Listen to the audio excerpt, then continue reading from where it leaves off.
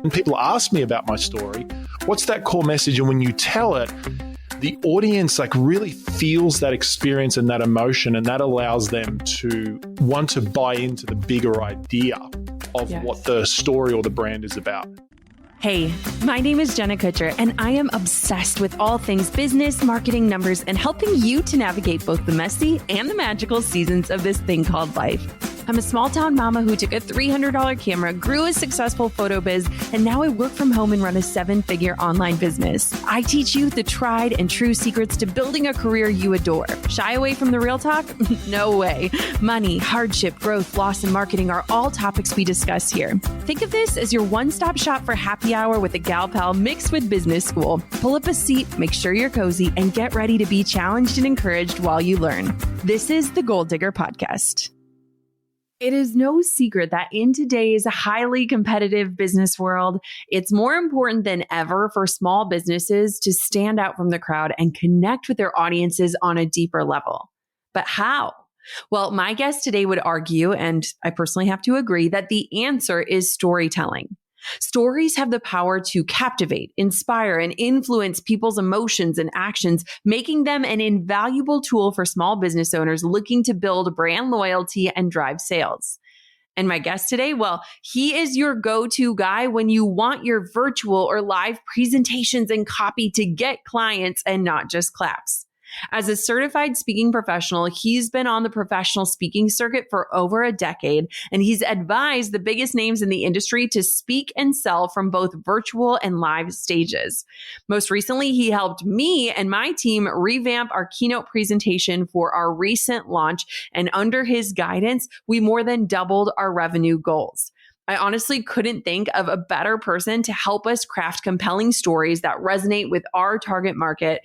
So let's discover the secrets to successful storytelling with Colin Boyd. Before we dive into the episode, I know you are going to want to learn more from Colin. So if you are eager to learn his technique and system for conversion storytelling, head to jennakutcher.com/story. That's jennakutcher.com/story. But without further ado, let's dive on in. Colin, welcome to the Gold Digger Podcast. If you love Gold Digger, then you'll love the Side Hustle Pro podcast hosted by Nicaila Matthews-Okome, brought to you by the HubSpot Podcast Network, the audio destination for business professionals. Side Hustle Pro showcases diverse entrepreneurs who have scaled from a humble side hustle to a full-blown profitable business. Every week, you'll learn actionable strategies to start small and get going wherever and whoever you are. In Nicaila's recent episode titled How to Make Content for Your Business in Less Than 1 Hour a Week, I learned so much about how to optimize recording sessions to get content done quicker, as well as new content creation tech and tools. You have to tune in. Listen to Side Hustle Pro wherever you get your podcasts. Okay, so I have to tell everyone first how I came to know you, Colin, and the whirlwind story of ours, and then we can dive in. But what was really interesting is sometimes I feel like, especially on your entrepreneurial journey, you discover something or someone at the perfect time. And I feel like you entered my world at the perfect time because recently I was preparing for a launch and I was about to do my first live webinar in a very long time. Like I hadn't done a live webinar in a whole year. And all of a sudden I pull up my girl, my best friend, Amy Porterfield's podcast. And here she is talking to some guy about webinars. And I found myself on an airplane flying to a speaking engagement, listening to your podcast episode multiple times and taking notes to the point where I asked Amy, do you think Colin would talk to me? And you came into my life at the perfect time. We're going to talk more about that soon. But because we cut to the chase and got right down to business in our friendship, I want to know more about who you are, what makes you you, and what your story has been. So first, welcome to the show, and let's dive on in. Yeah, thanks, Jenna. So for me, it started about 14 years ago. I started out as a life coach. And so I'm kind of newly married. I'm living in this 2-bedroom apartment right next to the railway tracks. I've got this old brown desk that I found on the side of the road. It has 2.5 legs and it's being held up by phone books. All right. Like I'm at that level of prosperity in my life. And I had this big desire to help people because I was learning life coaching. I was loving the philosophy, the methodology. The problem is there was no one around to help. Like, I had no clients. I kind of had what I call half a client, which was when they turn up every now and again, pay you every now and again. But I remember in my mind, I'm like, this is not sustainable. Like, I can't do this long term. And what happened was I'm sitting at my desk and I got this call on my landline at the time, which I'd wired all the way in from the kitchen into another room, right? and was my buddy. And he said, hey, I've got a speaking engagement coming up that I can't do. Would you like to do it? Now, I'd never spoken before other than at college or at school, or youth group. And I was like, sure, I'll give it a go. And I remember coming into that evening, I was so nervous, like absolutely petrified. I remember my wife used to give me like pep talks every single morning. We would walk around the neighborhood and she'd like pep talk me of like, everything's going to be all right, Colin. You're going to make it through, like all this sort of stuff. And that evening, it was literally a dark and stormy night. We're walking up the stairs and the event organizer, he runs to me. He's like, Colin, you wouldn't believe this. Biggest night we've ever had in the history of our events. We've got 137 people here live. In my mind, this is bad news because in my mind, I'm just thinking, great, there's just more people that I'm going to look stupid in front of, right? So I do my presentation and at the end, I made an offer and I didn't realize it, but the offer was an irresistible offer. And out of the 137 people, 127 of them gave me their personal details to follow up about the offer. And I followed as many people as I could up. I ended up signing like 12 to 15 full-time coaching clients. And then 4 days later, HP, there was a director from Hewlett-Packard. They called me. They were sitting in the room and they asked me to come and speak at their next global training day, which ended up having 5,500 people. And I ended up working with HP for 10 years. I flew all around the world with them, spoke at their major conferences, spoke with all the big corporations around the world, especially Asia Pacific area. Now I'm based in the US, but was obviously in Australia. And what was crazy was that for me, all of this exploded from one speaking engagement. All of this exploded from speaking on stage. And when I think about it, I wasn't even that good, like right at the start.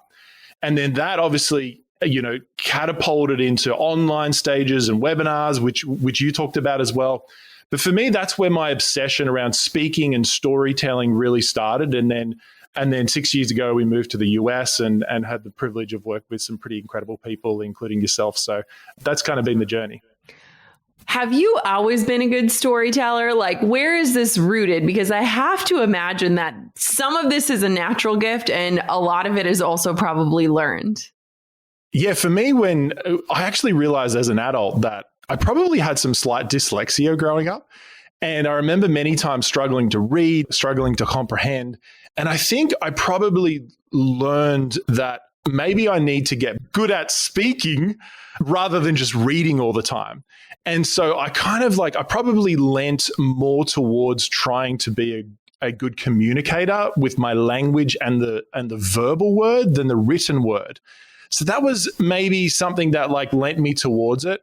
I would say that I definitely do have a skill set around communicating, but this is what I know is that everyone that I've worked with, because, I've worked with thousands of people around the world. And so I've obviously worked with people who would consider themselves terrible storytellers and people who are naturally good storytellers. But what I know is that there's definitely some tactics and principles which we can go through today that can elevate your ability to become a great storyteller. And if you don't follow those principles, even if you are naturally a good communicator, there's going to be so much missing in your stories anyway. So I think anyone can learn and grow that skill. Sure, there is some natural innate abilities in some people, but I think anyone can grow that. And when I think about it as an entrepreneur, learning how to tell your story and your audience's story is so crucial to your marketing and all those sort of things. So yeah, we'll unpack that. Yeah, let's talk about that, because the one thing that I learned from you, and I feel like I'm going to continue to learn from you, is that fact that stories sell. And I think that for a lot of people, and I'm going to group myself into this bucket, we think, I've told this story a million times, or everyone knows this story. They're going to roll their eyes and move on or whatever. And I think a lot of times our stories lose their weight in our own lives. And so we neglect them or forget about them or pass through them very quickly. But what I love about you is it's not just about being a good storyteller. You help connect that story to the sale. And I will bet that so many people listening to this podcast hate selling. If we asked anyone, don't you just love selling your thing? They would say, absolutely not. So walk me through what you believe about storytelling and how it relates to selling. And then we can dive into some of the specific tips and keys that people need to include.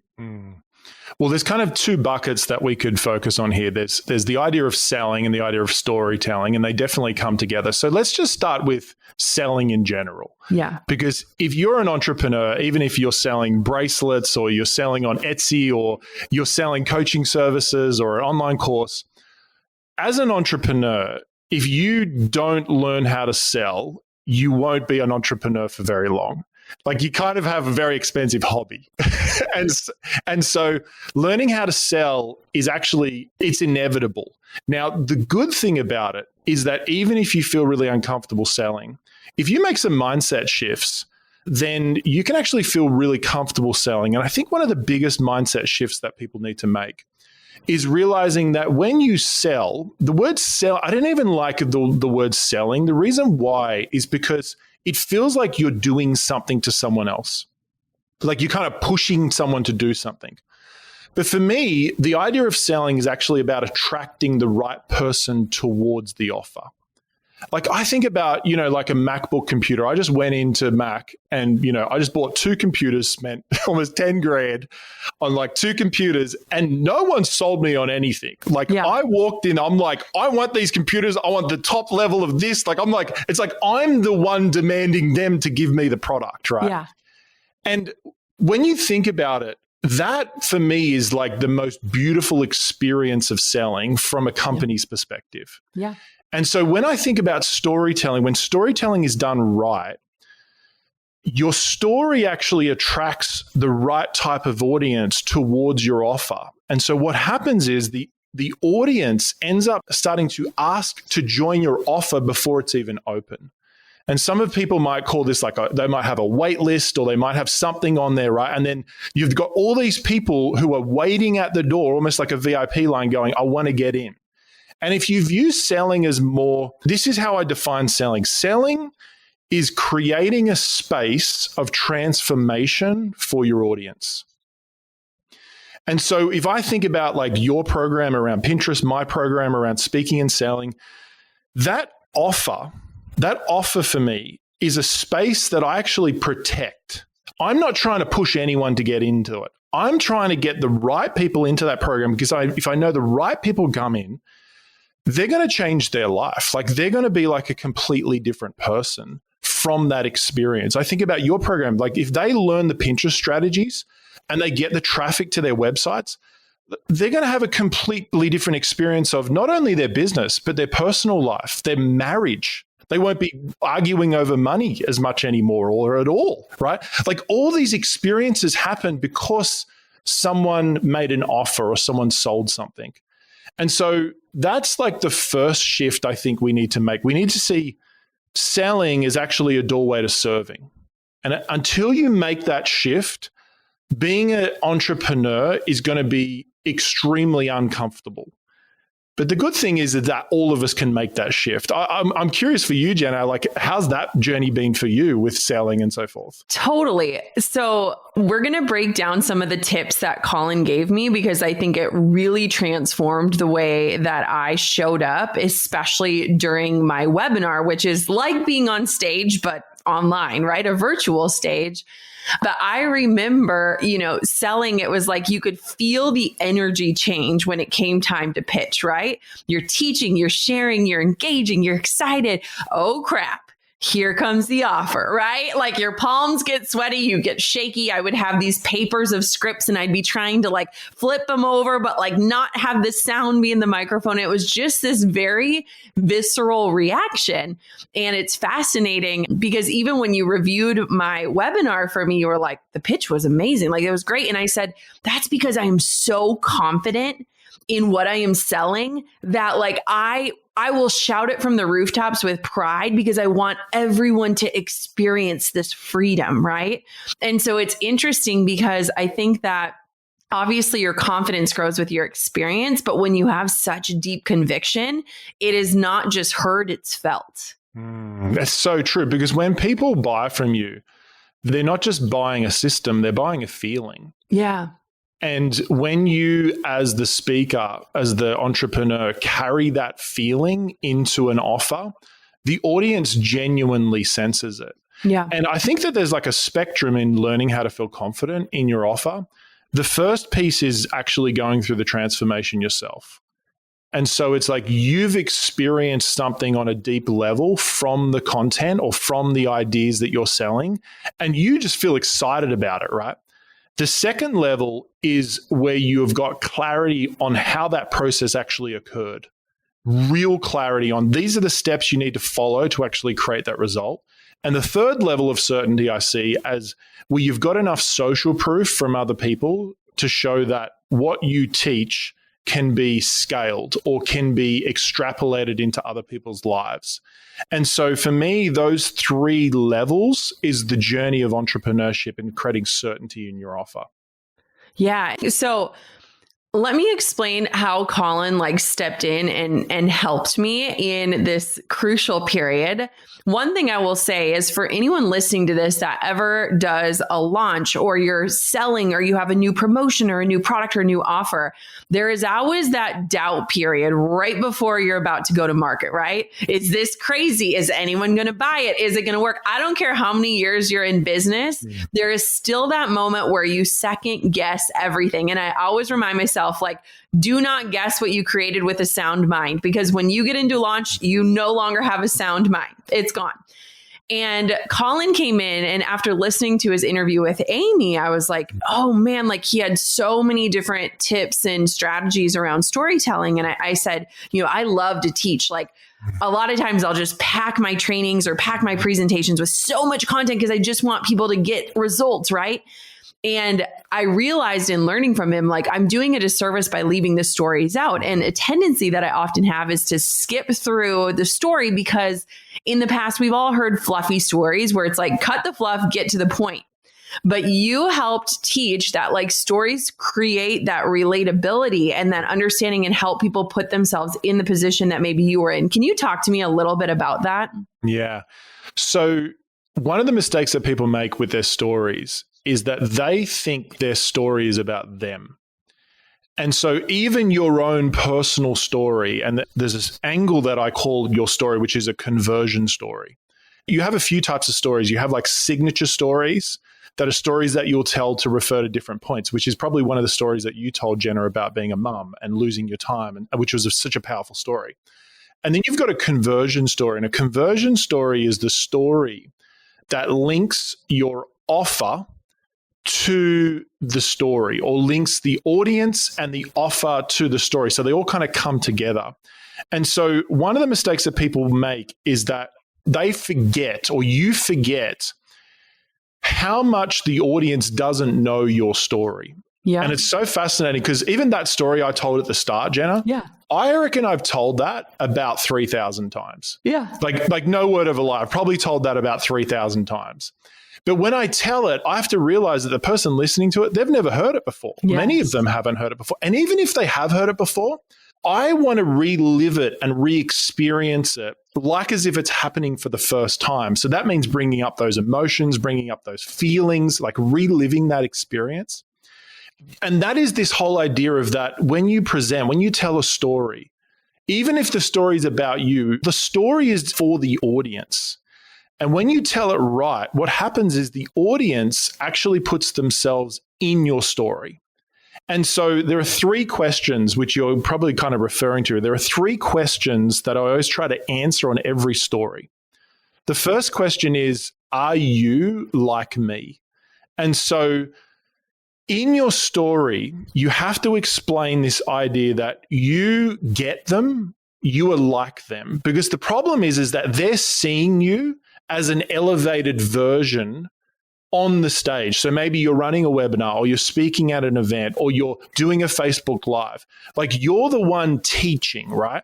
And so because you're teaching, you actually have an innate authority, an innate elevation because you're on a stage or you're presenting or you're the entrepreneur.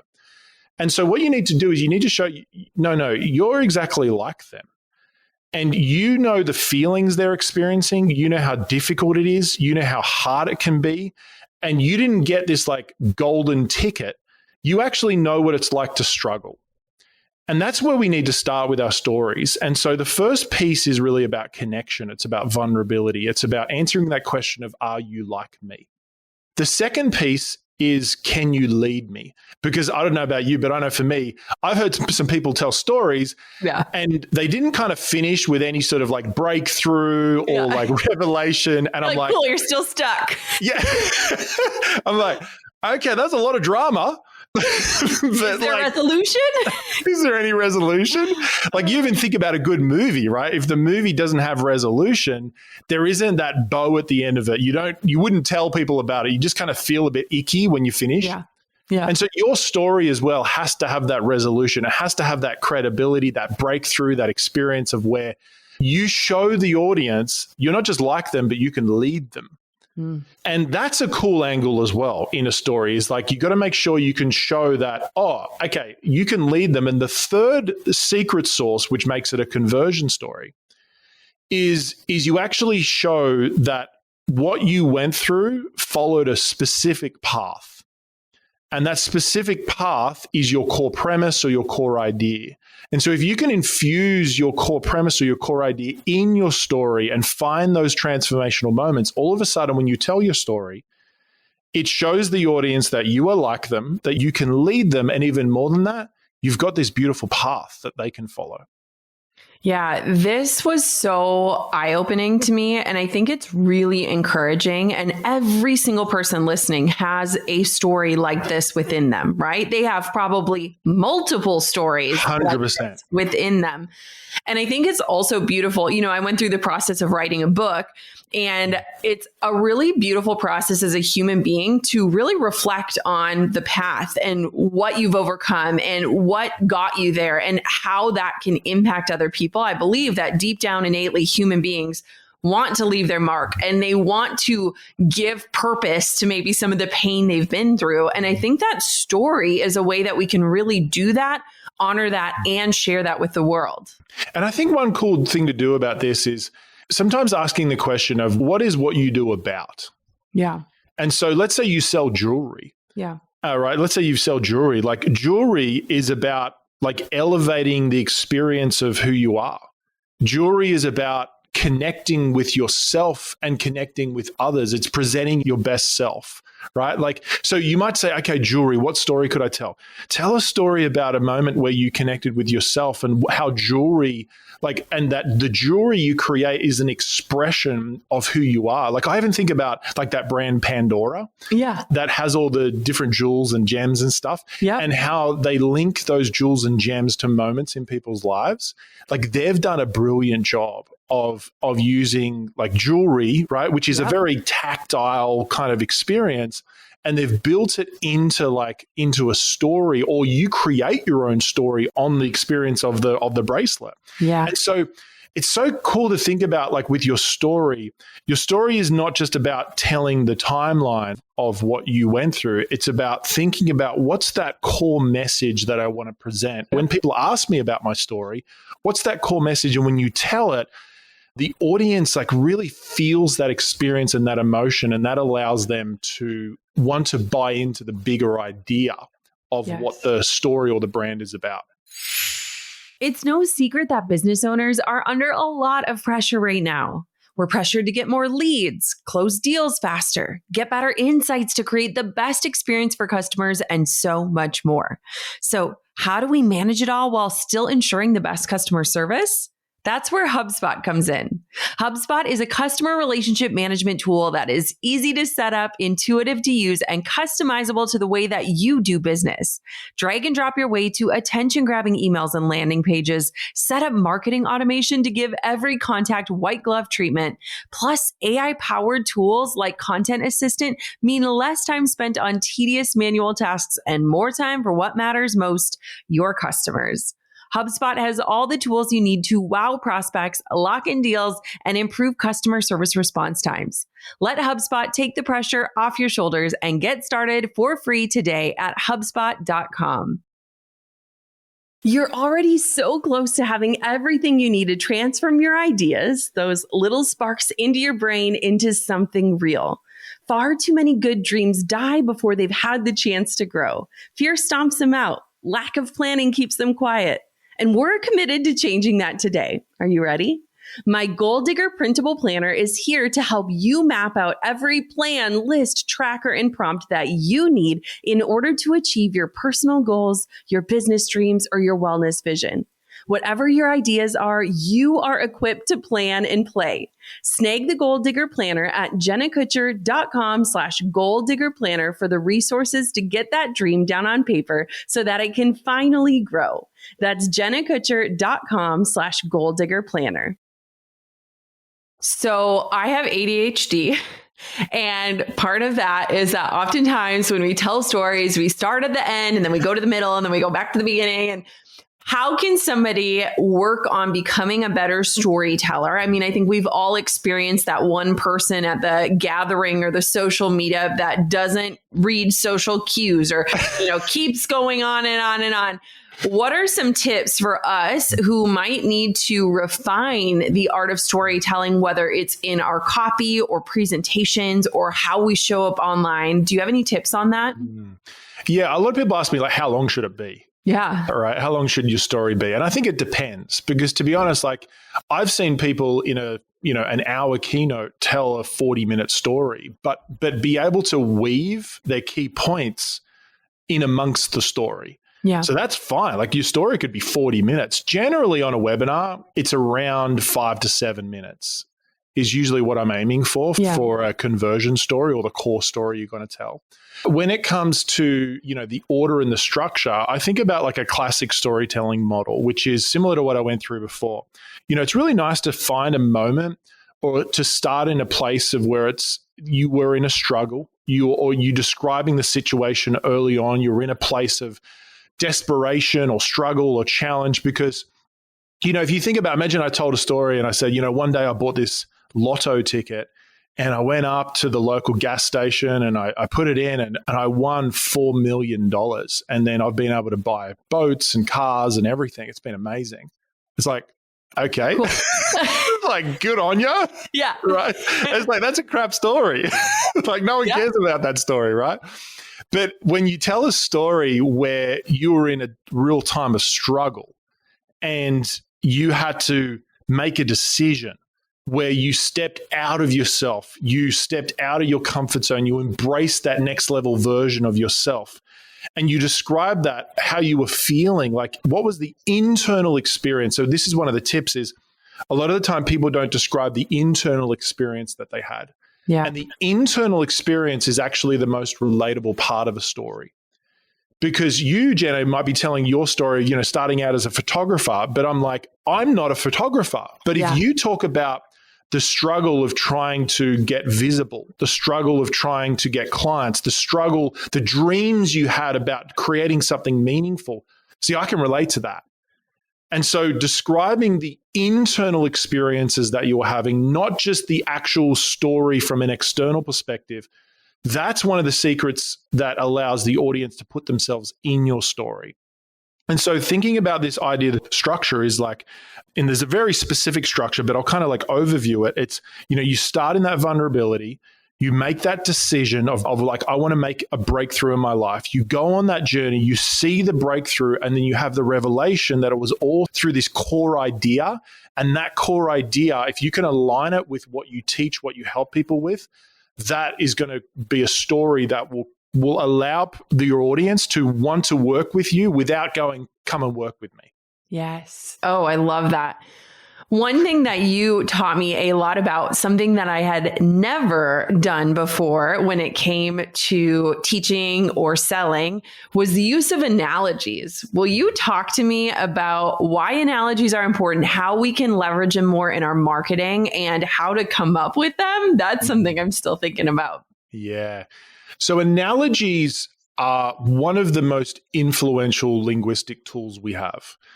And an analogy or a metaphor is a high-level idea that is vague enough for the audience to understand, but it has enough specificity to link it to your idea. So I'll give you an example of this. So one of the ideas that I teach is this idea called infusion selling. So infusion selling is the idea of speaking and selling at the same time. And the metaphor I use is like dropping dye into water. And so imagine you have this cup of water with an R, with water, and you drop the dye, everyone gets it. You drop the dye into the water and it starts to infuse through the water, like it starts to change color. And that is the water represents the audience's minds and hearts. And when you infusion sell, when you speak and sell at the same time, what happens is eventually after the presentation, the webinar, the color of the audience's minds and hearts has completely changed. And it wasn't abrupt. It infused through the whole experience. And so that's an example of a metaphor or an analogy that I use to explain kind of like a foreign concept of infusion selling, like because I made up that word, right? It's one of the concepts I teach. And so I took what is like unknown and I made it known through a metaphor. Another classic example is, you could just say a simple one like, running a business is like flying a plane. Right, that you have to know how to take off. There's a lot of velocity, a lot of push, a lot of drive. You hit this certain degree of speed and you get flight and you start traveling at that flight. You got to learn how to read the cockpit. And then eventually you have to land. And most entrepreneurs don't have a landing strategy. And so if you're selling exiting businesses, that's a great metaphor to use, right? Because if you don't know how to land, you're going to be in trouble. And so a metaphor is just really asking the question of, what is this like? And if you answer that question, what it does is it's such an influential tool. I don't know if you want to speak to the one that we kind of came up with in your one. We were working together yesterday and we were just talking about thinking of like, how can we relate Pinterest in a way that if someone is just using it casually to collect pretty things, how can they see it as this incredible search engine or traffic driver? And the one that we came up with yesterday was like, it's like cooking this incredible Thanksgiving meal and you have the table all set and there's no one there to enjoy it. It's wasted. You're frustrated. You spend all this time preparing. And that's what happens with our content when we create it, but we don't actually promote it or invite people to enjoy it. And so Pinterest is like those beautiful invitations that will put people in the seats at your table there to enjoy it. And as a creator, there is no better way to host. And so we had talked about this and I was like, I love this because for me, even when I think back, Colin, I listened to your interview with Amy 3 different times. The thing that I remember the most was not the frameworks or the strategies. It was the stories you told. And it's so interesting how stories kind of transcend, like it gives such a different experience. And while a lot of us like to think and lead with strategy, that story is truly that tie that binds. And I love that. I love that. Yeah, I think so the mistake that people make is either skip over their story. Yeah, that's me. Right? Yeah. They skip over their story or they spend like too much time on the wrong type of story. Yeah. Right. So there's some people who you were mentioning, like they don't read the social cues. They spend too long on the wrong story and there's no point to it. So because what you're referring to, Jenna, is the fact that, in business, people don't like to waste their time. And so it's that thing in your mind of if you don't have a really clear point to your story and it's not linked to something, you've actually wasted the audience's time. Yeah. And so you don't want to do that, but you also don't want to skip over your story because the story is the part that allows the audience to enter the experience of the presentation or the experience of the brand. And so, when you think about stories, don't skip over them. Structure them correctly, but also don't tell a story that has nothing to do with what you're talking about. That's referred to as a distractor story. Yeah. And a distractor story is okay. If you're running like a full day workshop or something, you could tell some random distractor stories. It's kind of like lighthearted, an experience you had in the cafeteria or something like that. Like they're kind of funny.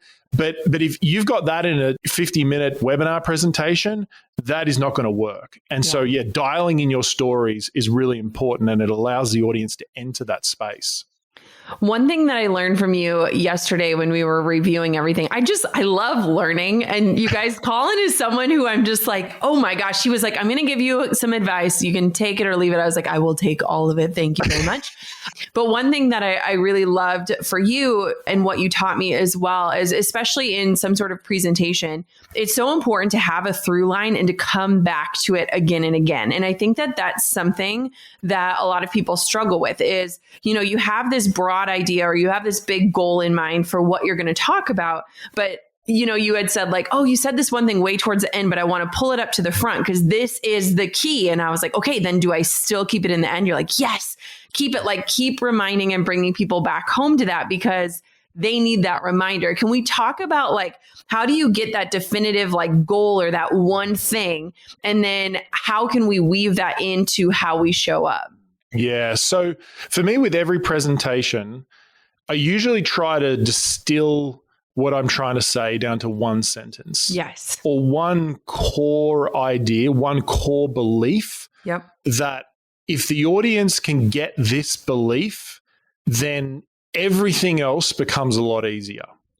And so if you can, when you think about any presentation, you distill this down to one core belief, then that through line is like the backbone of the whole presentation, and all of the ribs that are built around it form the structure, but the backbone is the supporting structure, and that's referred to as the core premise.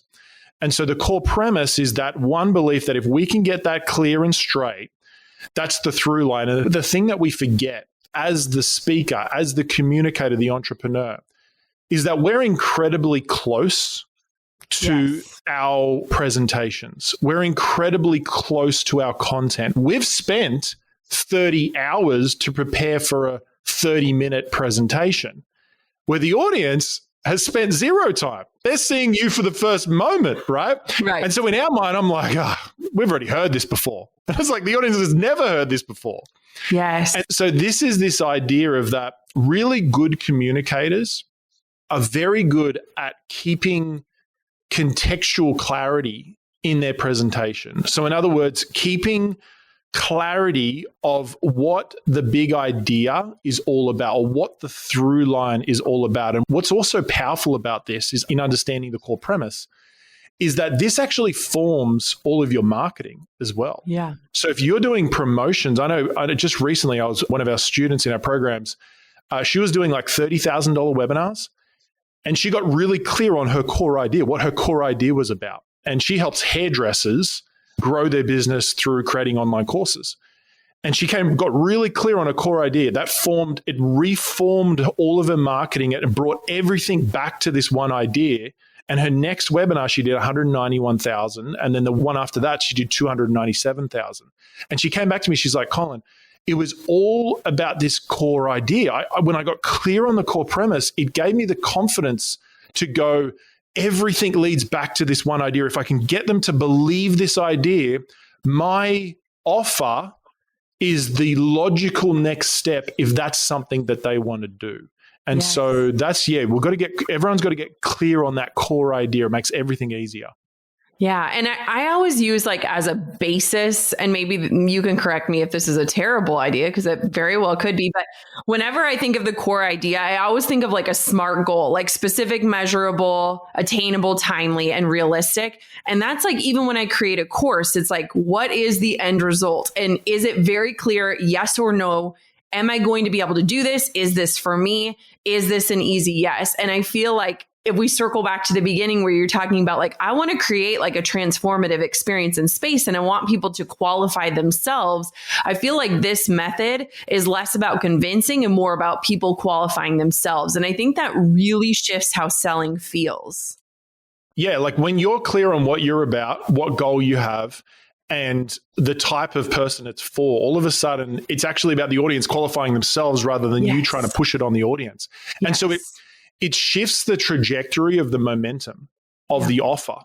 And so, when you do that well, selling becomes so much easier. It becomes irresistible. Like the audience goes, I want that thing, as opposed to, I feel kind of like, strong-armed into buying that thing. And so for me, this kind of comes up a lot. Actually, my students ask around this. They'll say, what's the difference between the outcome of a presentation and the core premise of a presentation? And the outcome of the presentation is the SMART goal. That's exactly what you said. It's that, and that helps you get really clear on like, this is the outcome that I want. It's really specific, it's measurable, it's targeted, it's focused, and you know exactly what it is. For me, the core premise is the idea that sits underneath it.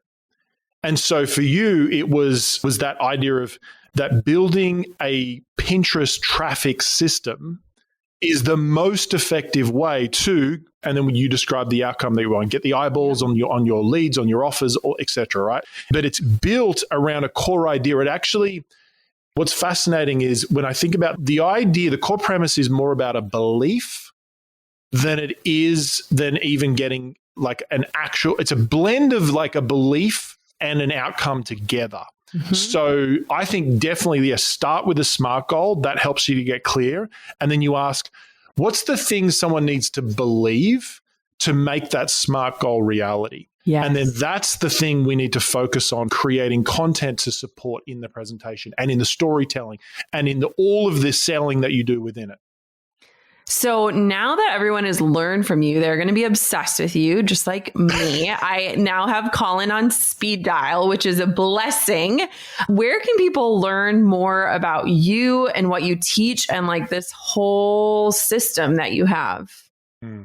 Well, so, I mean, if you like podcasts, if you're a podcast listener, I have a podcast called The Expert Edge, where I interview amazing experts and we unpack ideas, etc. So definitely that. I love Instagram. I'm at Colin Boyd, COLINBOYD. And I know that you have got something that you wanted to share with the audience, because I know you've been using my stuff and you wanted to share it with the audience. So why don't you kind of share that? Yes. So if you go to jennakutcher.com/story, you can learn from Colin. And I just want to first just share my own experience, and then Colin, you can share what they'll find when they go there. But for me, it's been super powerful because I think a lot of times we undermine our own stories and the power of them. And it's really easy to want to skip through them or to breeze past them and just to get to the meat of the content. And I'm so guilty of that. I am the kind of person who writes an email and has to go back and add the pleasantries in because I'm straight to business. And I feel like Colin has helped me to give frameworks that allow me to have the right stories in the right places that give me the confidence to make selling truly do feel like a service. And so I love frameworks. Yesterday when we were jamming on Zoom, I was like, give me all the frameworks. Like if you give me one framework, I will repeat it like a workhorse and you will never have to teach me it again. And I just think there is such power in that. So what will they find when they go to jennakutcher.com/story? Yeah. So if you want to find out more about designing your conversion story, you can take a look at jennakutcher.com/story. And this is where you'll learn about conversion story. In fact, one of my promises is that you can get your conversion story created, dialed in, and shared in under 48 hours. So in 48 hours, you'll have that story that you've been trying to search for 4 years. You'll have that in 48 hours that you can jump on a Facebook Live, you can jump on a presentation, you can jump on a podcast interview. And when that interviewer asks you, tell me about your story, you won't share the normal story anymore. You'll share your conversion story. It's the story that leads the audience towards the offer. So this thing's going to make you money. It's going to position you as an expert, and it's going to create momentum in your business. And so that's what you'll find there. You'll find conversion story formula there, and you can check that out and check out all the stories, and it's super cool. Thank you so much for waltzing into my life with your sweet Australian accent and coming in like a knight in shining armor, just to remind me, even this far in the game, that our stories matter and they make a difference. And I have just absolutely loved learning from you. And I think you just have such a true talent and a heart to serve. And so to full circle back from you with your wobbly desk that you found on the side of the road, you are doing what you dreamt dreamt you should be doing, which was impacting lives. And I hope that you see that every single day. Thanks, Jenna. Thanks for coming on, Gold Digger. I love learning and I love podcasting. I am so grateful that I heard Colin on a podcast and now I get to learn from him. You know, it's super interesting because I think oftentimes we forget that our favorite leaders have mentors and coaches, people speaking into their lives. They are constantly learning. And Colin has been someone that I have learned so much from. Like, I am so grateful for his advice and insight and takeaways and structure. It's been so helpful for me as I learn how to harness the power of story, especially when it comes to selling, something admittedly that a lot of us don't love, myself included. If you want to learn more about Colin and his art of storytelling and get your conversion story written in 48 hours, go to jennakutcher.com/story. That's jennakutcher.com/story so that you can learn more from Colin. Again, I am just so grateful for his talent and the way that it has influenced my work. Thank you so much for listening to another episode of the Gold Digger Podcast. Of course, until next time, keep on digging your biggest goals. I'm over here giving you a virtual high five because you just finished another episode of the Gold Digger Podcast.